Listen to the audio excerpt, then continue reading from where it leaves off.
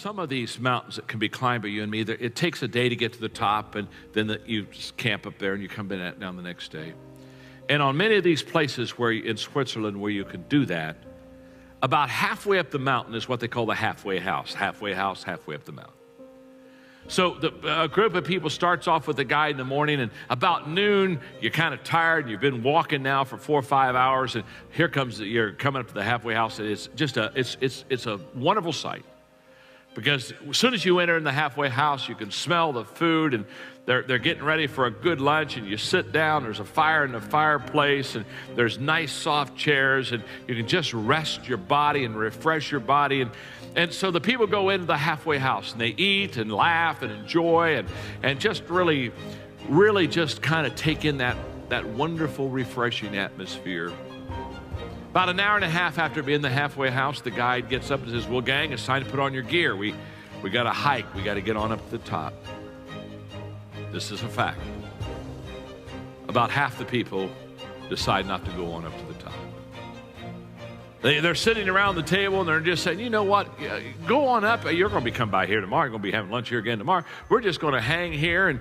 And so the people that want to get to the top, they put their stuff on and they kind of leave. And the rest of the people sit behind. They eat a little bit more food, get around the piano, sing some songs, get around the fireplace, enjoy the fire, warm themselves by the fire, and play games all afternoon, kind of enjoy themselves. But about 4:30, 4:45 in the afternoon, without anybody saying a word, people who stayed in the halfway house, they slowly go over to where the window is, the big window, and they start looking outside, and they start looking up at the top of that mountain, and as they look at the top of that mountain, they see their friends.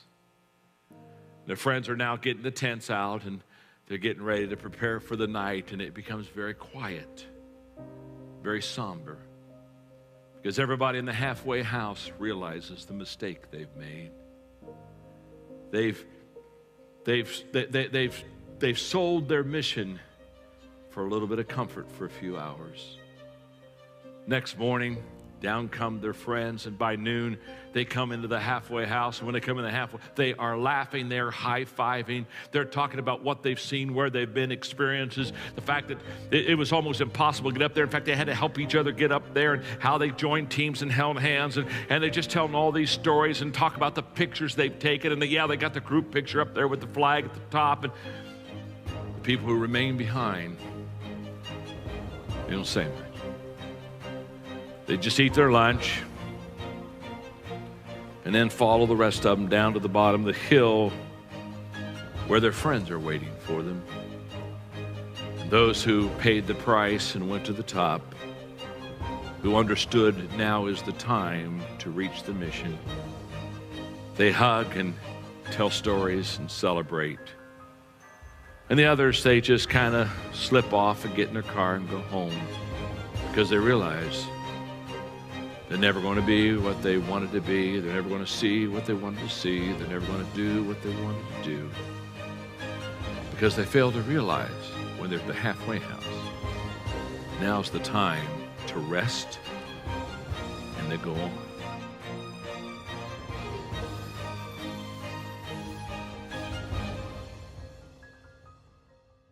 The first thing I want you to know that success is not a destination, it's a journey.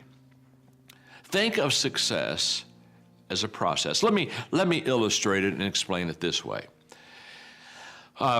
If you go to college, you work hard, and in 4 or 5 years, depending on what kind of degree you're working on, and in today's society, sometimes 6 or 7 years, but eventually comes the day of graduation, and you're all excited, and your family is there, and your friends are there, and you're there with your classmates, and you got your cap and your gown, and you know that there's going to be a time in that ceremony where you're going to walk across stage, and the president, provost, somebody's going to shake your hand, hand you a diploma, congratulate you, and you're going to get off the other side. They're going to have presents waiting for you, and they'll be taking pictures, and everybody will be shaking your hands, say, congratulations, today you become a success. You're a college graduate. Now, my friend, you did not become a success the day that you got your diploma.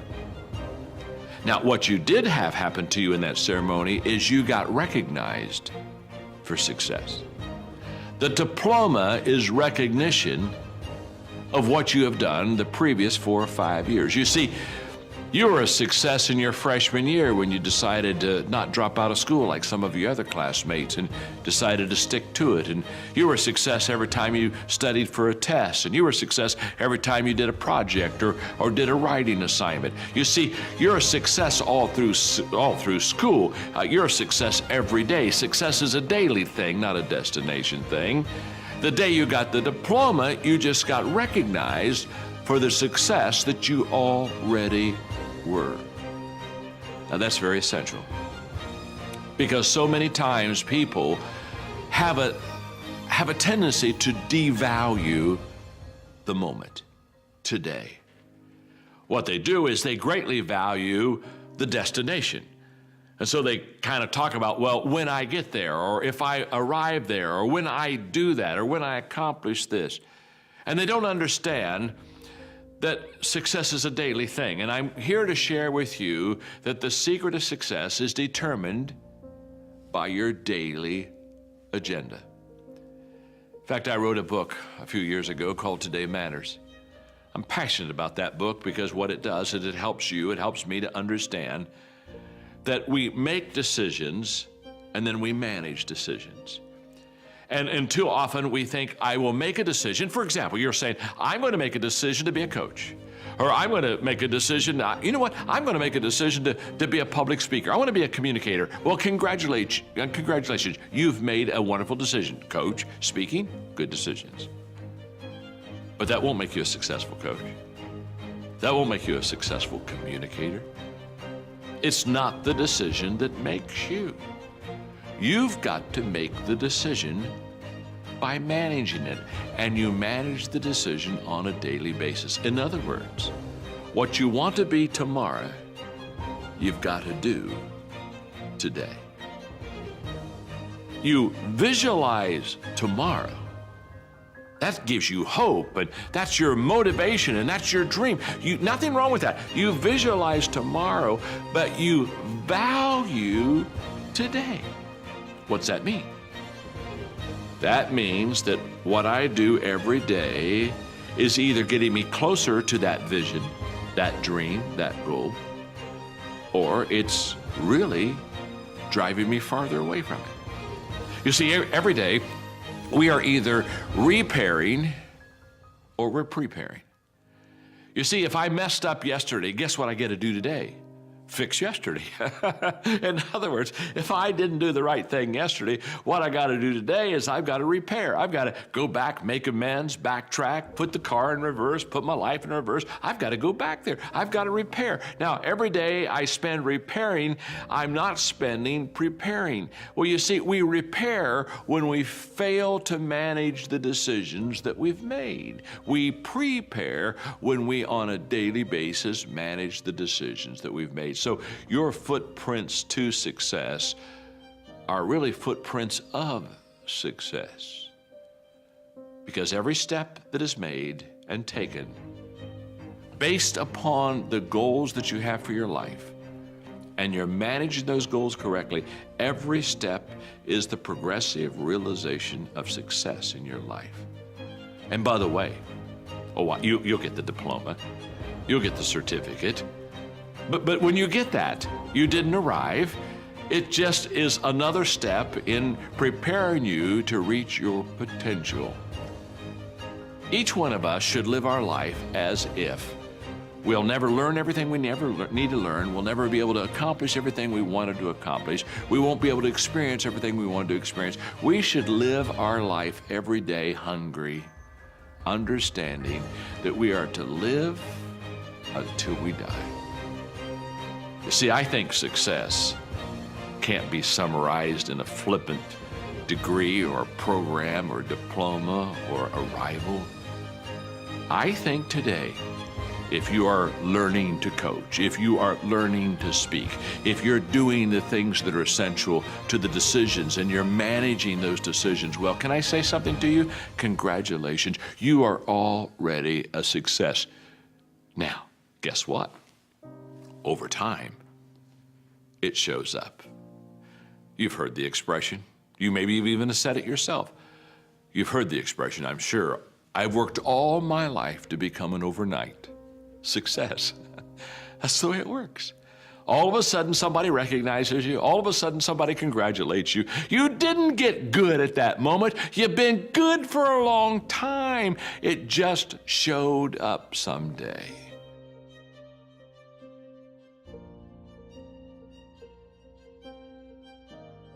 When somebody comes and says, John, I want to be a leader, I always ask them the question, why? Why do you want to be a leader? I mean, do you want to be a leader because you want a corner office? Do you want to be a leader because you like to be in control? Do you want to be a leader because you love to be in the front of the pack? Do you want to be a leader because you want to have a good parking place? Why do you want to be a leader? Because leadership isn't easy. Leadership a lot of times isn't fun. Leadership a lot of times is kind of lonely. There's only one reason to be a leader, and that is to add value to people. And you and I will only add value to people if we truly value them. I have a nonprofit organization, Equip, that's trained almost 2 million leaders internationally around the world. And I kid you not, as I go to developing countries twice a year and I travel internationally and I sit down, sometimes I have the privilege of being in the offices of presidents of countries. And as I watch these developing countries, the thing that is the cardinal sin among leadership so much is that they have leaders of their countries that truly don't value the people. And if you and I don't value people, we will devalue people. Number two, if you want to add value to people, you have to make yourself more valuable. You just have to get better. You have to keep growing. You have to keep learning. You have to keep developing. Why? Very simply. If you're leading the pack, you've got to be able to give what you have, and you can't give what you don't have. And so therefore, you've got to put a lot of good stuff in so that you can pass it on to others and share with them and add value to them. Thirdly, if you want to add value to people,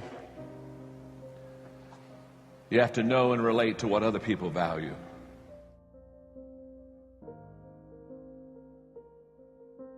You can tell you're on the road to success because it's uphill all the way.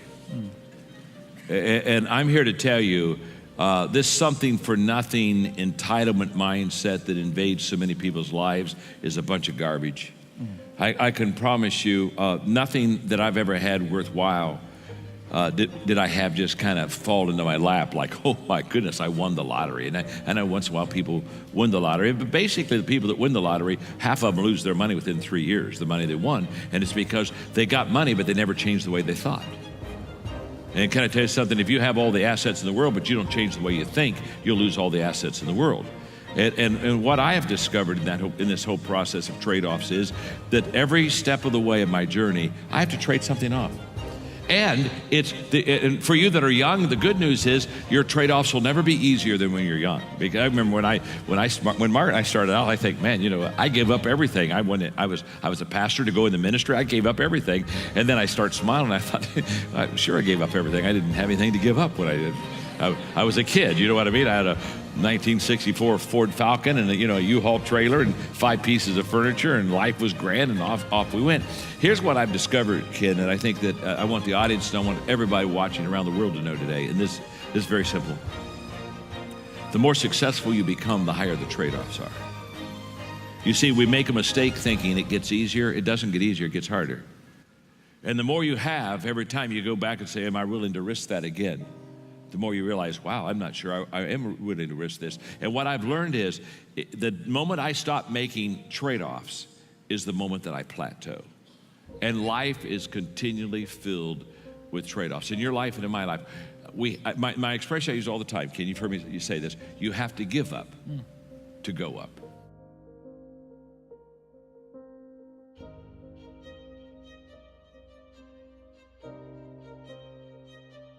But when I started off in college, in my freshman psych class, they gave us a test for each student to take on creativity. And there were 17 in that class. I can remember it well. And I was at the bottom of the class on creativity. I mean, I was like number 17 out of 17. And what the teacher posted the scores. And so, I saw how bad I was.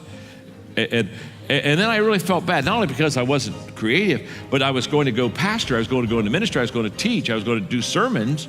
And then I got to thinking to myself, I'm going to be another boring preacher. And that just gripped me. I thought, oh, this is going to be awful. I'm going to bore people all my life, you know what I mean? And then I'm going to ask them to pay while they hear me. I mean, this is an awful deal. So, and so two things I did. And I talk about it in the book. One is I started filing. I started taking thoughts and quotes. And the reason I started doing that is I thought, if I'm not going to be good at what I say, I need to quote somebody that is good. And so I started filing things that other people would say. So I'd go around and I'd say, well, Ken said, you know what I mean? And Joe said, and Susie said. And so that at least I would be a little bit more interested. And that's how it started. But the big breakthrough I had was, and this will help everyone. How many of you would like to be more creative? Let me see your hands, okay? How many of you would like to just absolutely have an imagination that just took you to a new level?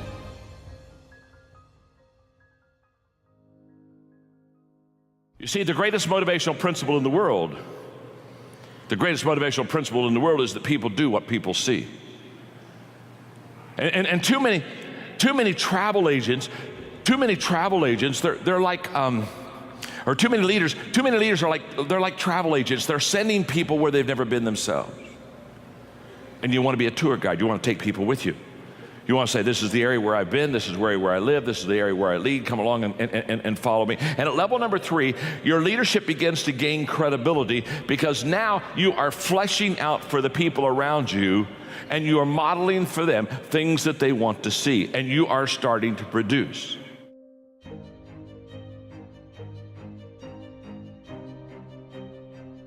Something magical happens when you begin to understand the most appreciable asset you have in any organization is the people of that organization.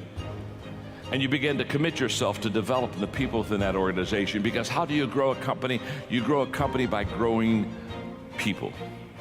And when you grow them, they increase their capacity. When they increase their capacity, they begin to increase the capacity of what you can do and what you can accomplish. Let me just share with you quickly 3 thoughts on developing people, just very quickly. Number 1 is the key to developing leaders, and the key to developing good people is in recruitment. The better person you bring in the door, the higher odds that you can do well with them. I remember having lunch one time with Lou Holtz, and Lou Holtz said, John, I've had bad players on my football team, and I've had good players on my football team. And he said, just to be honest with you, I'm a better coach with good players. Of course he is. Of course he is. Let me say something.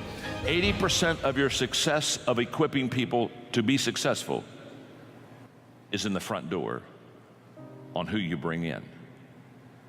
I wish I had time to develop that for you, because what happens is, unless you and I have a clear picture of what we're looking for, we don't know when we see it.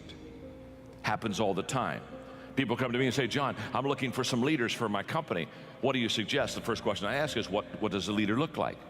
Give me the characteristics, give me the qualities. Please paint a picture for me. What does that leader look like? Because you've got to have that clear picture so that when you see that person, you know that they're one that you want. Recruitment is key. Number 2 is positioning. The ability not only to bring the right person in the front door, but also to put him in the right places. Collins would say, get him on the bus, get him on the right seat. And position is huge.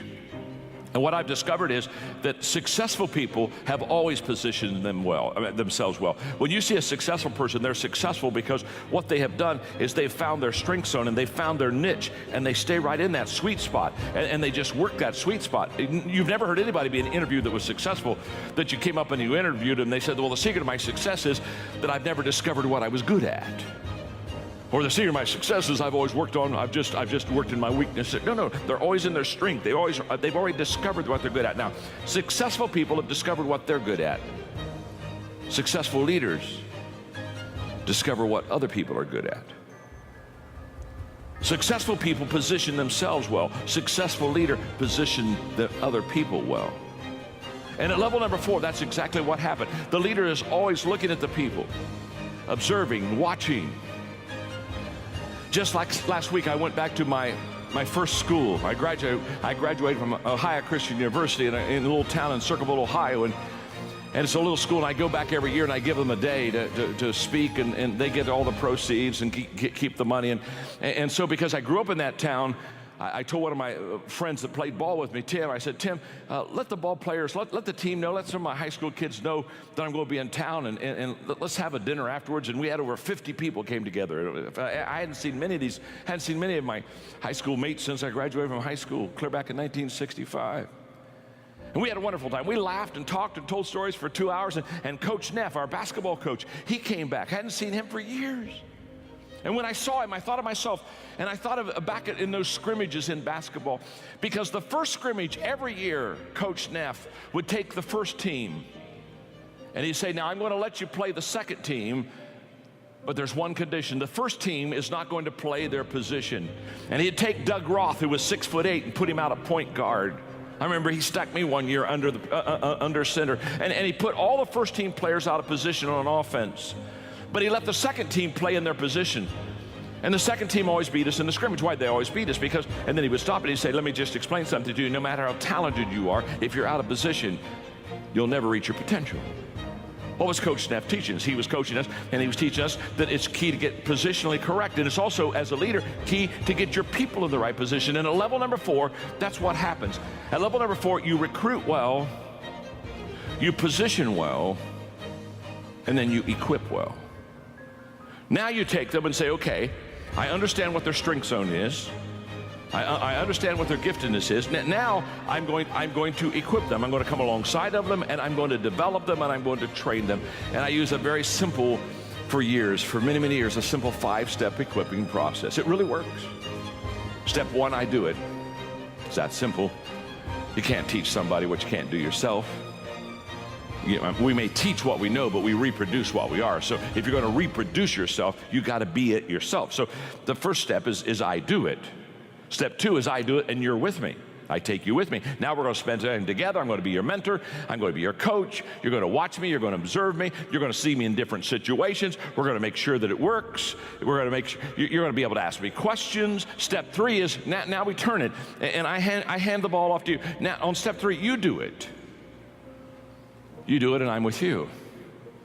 Now I'm watching you, and I'm tweaking you, and I'm helping you to get better, and I'm just really fine-tuning you. Step 4 is you do it. You just do it. You don't need me anymore. You know how to do it. You do it, and you do it well. And many times people think that equipping stops at step 4, but it doesn't. There's one more step that's absolutely essential. Step 5 is you do it and somebody's with you. You've never really trained and equipped somebody until they can multiply themselves. That's where all compounding is. That's where all compounding of time, money, influence, the whole process. Compounding begins when you can train somebody who has trained somebody. I know that well because 14 years ago, I started a nonprofit organization called Equip that is now the largest leadership organization in the world, and we've trained and equipped over 3 million people in 154 countries. And the key to that is we don't train anybody unless they make a commitment to train somebody else. It has to continue to go on. That's level number 4. It's a beautiful level to be on. It's the level where you develop people.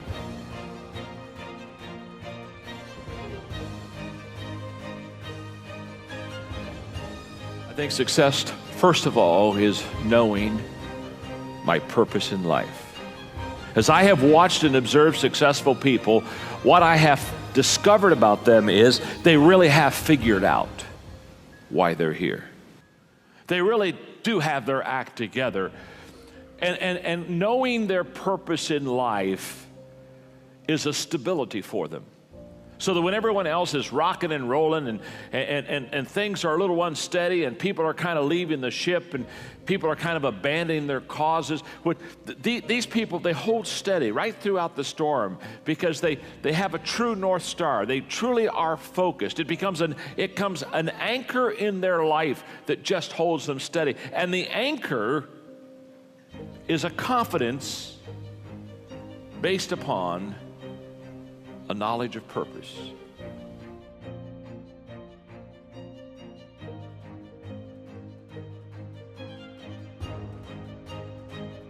I've never met a person who was not successful that didn't have a great amount of self-discipline within their life.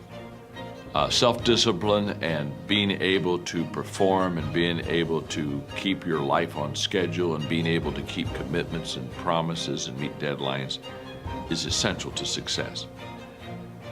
None of us can afford to have a life that is controlled by someone else, or a life that is basically controlled by our emotions. I learned many years ago that there are two kinds of people. There's the type of person who says, I'm going to wait till I feel like it before I do it. And then there's a person who says, I've got to do it so that I feel like it. One will never get anything done because they're still waiting to feel the moment to move. And the other person says, no, I need to move, and then I will begin to feel the moment. Sonia, self-discipline is essential in your life and in my life if we're going to get things done. So I have a challenge for every one of you this weekend. The challenge is simple.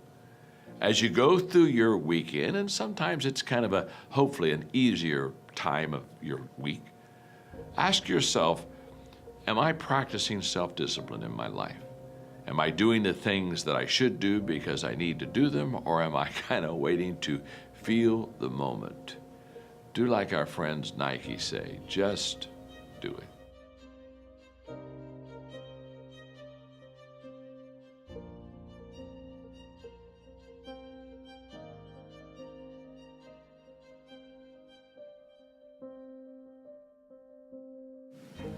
I made a major change in my early 30s from just having answers and being a leader that just had to cast vision, show everybody what I was doing and where we were going. And I started asking intentional questions. And I became a person, I ask questions all the time. Every day, I ask questions. And I have found just asking questions will take you on exciting journeys more than anything else. You excel in that, Ken. I've watched you over the years. You'd excel really in that. But for my early years, I didn't ask enough questions, and so therefore, I didn't get enough ideas and thoughts from others. So when people say, I want to be more creative, what's step one? Step number one is ask more questions. Just go to people and start asking questions. It's amazing what you'll learn.